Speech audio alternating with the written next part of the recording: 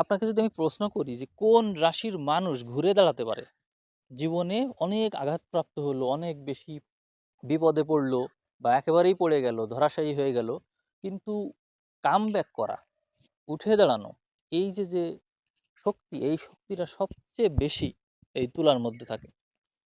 র্যাঙ্কিংয়ে 1 নম্বরে থাকে তুলা, তার ভিতরে তো রাহু, মঙ্গল, শনি সবার প্রভাব রয়েছে, যার কারণে তার জীবনে তো দুঃখ কষ্ট আসবে, এ নিয়ে কোনো সন্দেহ নেই। অর্থাৎ তুলাতে যাদের রবি, চন্দ্র, লগ্ন বা এমন কোনো মেজর প্ল্যানেট কেউ যদি তুলাতে থাকে, তাহলে সে অবশ্যই এই সমস্যা দ্বারা প্রভাবিত হবেই। রাহু, মঙ্গল, শনির হাত থেকে সে বাঁচতে পারবে না। তার মানে এদের ভিতরে কিন্তু সব রকমের পরিস্থিতি মোকাবেলা করার জ্ঞান থাকে এবং এরা কামব্যাক করতে পারে।